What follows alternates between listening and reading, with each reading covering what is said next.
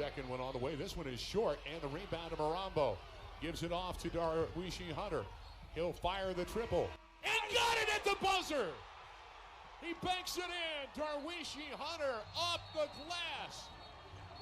From about 35 feet on the right wing, nails the three. And Miami comes from behind and defeats the Catamounts 70-69. You know, I think it's a great lesson for our team. Our team's really growing up quickly.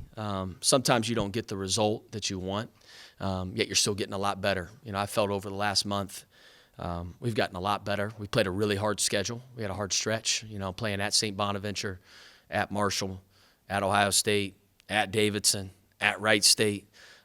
Makes you grow up. You know, we got a young team, and obviously getting Anderson back helps as well. Having an experienced guy, a frontline guy that's played college basketball and been in these experiences before goes a long way as well. But I mean, I love the trajectory that our team's been making. We didn't get the result that we wanted at Wright State. I thought we hung around in Vermont in this game today. You know, good teams find a way to win even if it's ugly. We missed a lot of layups, a lot of wide open threes, free throws, you name it. But I think that's a mark of a good team. I think we got a chance to be really good. You could throw our record out the window. You can. Like Vermont, the reason we played them is because they're one of the top 10 programs in the country if you look at over the last decade, the win percentage. And we want to be that good. And in order to be that good, you got to play these type of games. And a lot of people are scared to play Vermont. And Coach Becker does a great job, and they got a great team, and we got a lot of respect for them. But I just loved our guys' resolve, how they fought, and just stuck with it all the way to the last second.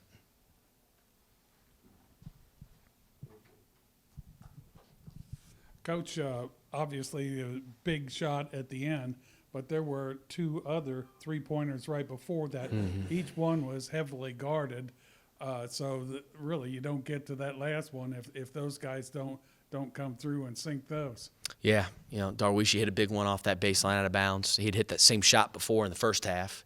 You know, he loves those corners. He loves those corners. And he made a big one. Then Evan obviously made a big one. You know, so right, you know, like then obviously Darweshi at the very end. So you know, it takes everybody, and that's what I've been trying to tell our guys. You know, it's like the strength of our team is strength in numbers. We're deep. We got a lot of different guys who can do it. And certain guys we're going to roll with a little bit longer than others. I had to tell Anderson to go back on. We were on a run with Jaquel out on the floor. I said, hey, man, you got to go back. We don't need you in there right now. And he said, I'm all good. So I just want to win. And I think if we have that mentality moving forward, man, we're going to be a really good team. How about the jump ball that Evan was involved in that too? Yeah. Where you ended up getting possession. That was an important piece right there. Yeah, he's just tough.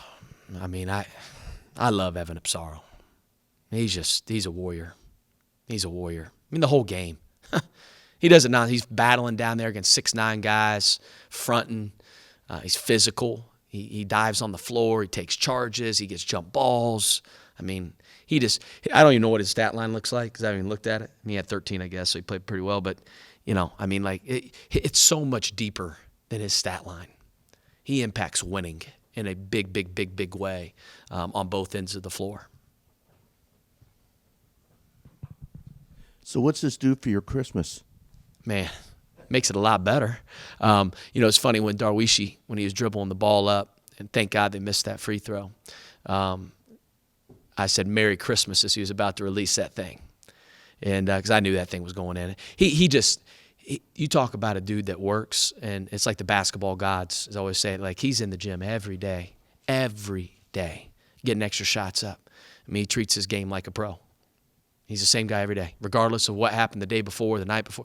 He's the same guy, and I'm happy for him and happy for our group because I think it just builds the belief in what we're doing when you do get a result because I know the world's so tied to results, even though we're heading on the right trajectory.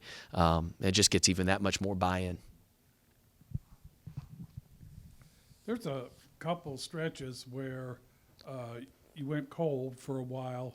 Yep. Even during those, though, it seemed like you were getting some good looks or good runs at the basket. It just wasn't finishing for you. So I guess you kind of had to weather that, which might not be the easiest thing with a young team, but maybe they're getting the confidence to weather some of those things now. Yeah, you said it right. Like, listen, I thought we had some great looks. I mean, great. We were wide open on a lot of those shots, and you take those. You live with them, right? And the overtime, listen, we're one of the top 10 shooting teams in the country. They're going to fall at some point. We pass the ball too well. We take good shots for the most part. What I liked, and you said it, like we never tied our defensive effort to shot making. Because that's what front-running teams do. That's what teams that lose do. Up and down teams, kind of all over the place. And we grew in that area tonight. It was good to see. It was like, man, like even though we were missing some free throws and layups and threes, we kept on playing. You go next play. And that's huge growth for our team. What was kind of the difference for you guys, I guess, execution-wise down the stretch? Because you've had some games where you've been down late that haven't gone your way. What was the difference over the final minutes today? I think you learn from the previous experiences, right? And, like our group, we had not been in a ton of close games. Like even Wright State, we were down by 2 or 3 to go. And wish we could have had that one back, but you learn. You move on. You learn from it. We showed the film. We watched it. We said, hey, these are the things that you got to get rid of the things that lose. You can't panic. Like even Darweshi had the one foul that I didn't like out at half court, right? It was 2-possession game. It's like, why are we going to just give them 2 free throws? Like make them win the game. Games are lost a heck of a lot more than they're won in that last minute. Guys lose their minds and they can't execute.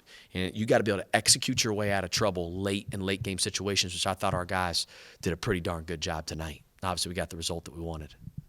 And turnovers, obviously, is another thing that sticks out. What was the difference for you guys holding on to the basketball? Yeah, it's been our Achilles heel early. That and rebounding were probably the 2 biggest things to this point in the season. And we're cleaning those areas up, and we'll get better. We just keep showing film. Like I said, what's scary for us is how good can we actually be? I think we can be really good because we got so much growth. We got so much growth to go still, and we got a high ceiling with our team. And I love the coachability our guys have. They come in every day, regardless of the result the night before. They listen. They watch film. They're about the process. And when you're about that, man, good things happen. Speaking of growth, you've got one more game, obviously, on the schedule before MAC play starts. Yep. Where do you want to be when that Western game comes on January 2nd? Yeah, we're playing to win the whole thing. We want to be playing our best basketball, obviously, in March. Let's call a spade. Right now, the MAC's a 1-bid league. But to get in that MAC tournament, you got to be top 8, right? But we're playing at that point. Everybody's 0-0. Doesn't matter what you've done in non-conference, and our non-conference schedule's been really tough. It'll prepare us for moments in the MAC that we need in order to win this thing. Preseason ranking, all that stuff doesn't matter. That doesn't matter. It's all thrown out the window. It's about who wants it more, who's getting better, who can stick with it, who's got the connectivity as a team, which we have, man. Our guys love each other. They play for each other, which gives us an ability to be a really good team.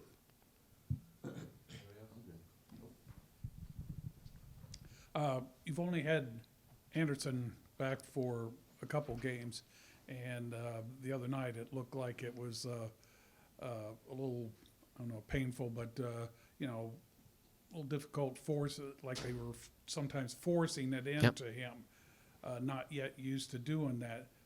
Looked a little bit better today as far as getting it into him. How do you think it's going with integrating him and a big man into a lineup that's gone most of the non-conference season without somebody like that? Yeah, it's a huge adjustment. It's kind of like you gotta try to figure out how to land the plane. It's like midair. Just trying to figure it out a little bit. It's going to take some time. When you're putting a playthrough guy in there like Anderson, you're getting him back. It's way different than just another guy. Just to be honest, like he's a load. He changes our whole team. He's an all-conference guy. We get him back around the break. That's incredible. It's going to make us a lot better. But we got, like you said, we got to figure out how to play with him, which is it's different. But he makes the game easy for everybody because we got a lot of open threes because they were trapping him tonight, weren't they? So they said, listen, we're not going to let him go for 25. And when that happens, we shoot the ball too darn well.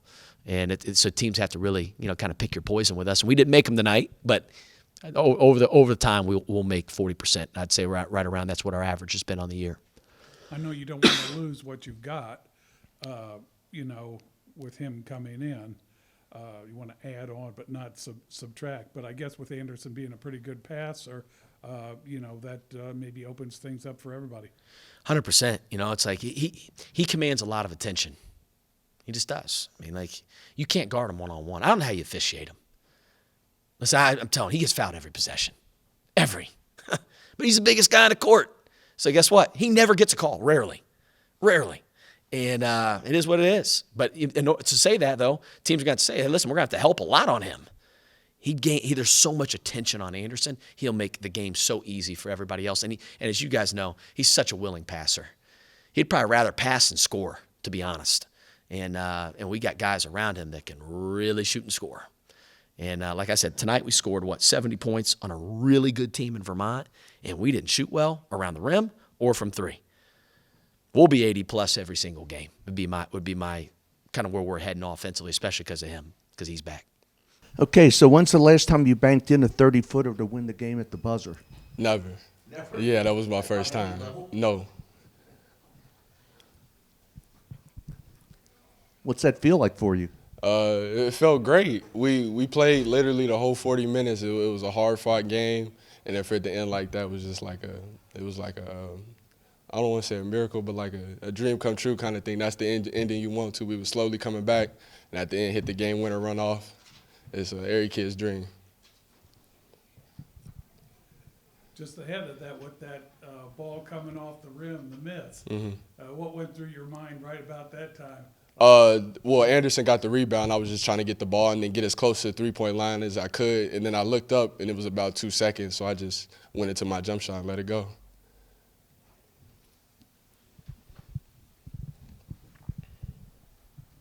You talked about it a little bit, but not only the shot, but the execution in about the minute or so leading up to that. You guys were down 7. You know, how were you guys able to? You got steals, you got timely shots. How were you able to kind of put all of that together down that final minute? Well, we talk about those situations all the time. When different plays are going to run, different things we need to do on defense. So when the moment came, it was just like practice, literally the same floor.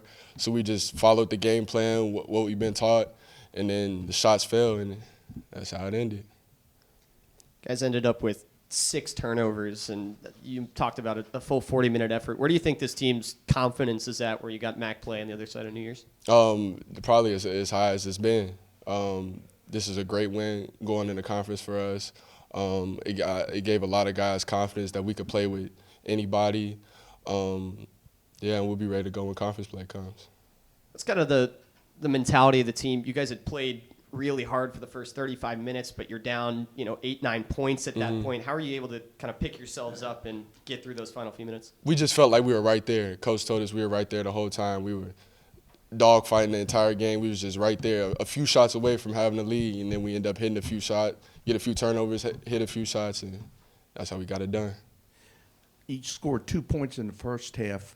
What changed for you in the second half personally? Just sticking with it, just keep taking the same shots. I thought I took good shots in the first half. They just didn't fall, and sometimes it's like that. So just kept shooting the ball, and they eventually started to fall. As the veteran on a very young team, have you been able to see the progress leading into this game? Absolutely. I feel like the freshmen are getting better every day, basically, because they're figuring out the game. And that's, just everybody's getting better daily, from game to game, from practice to practice, everybody getting better.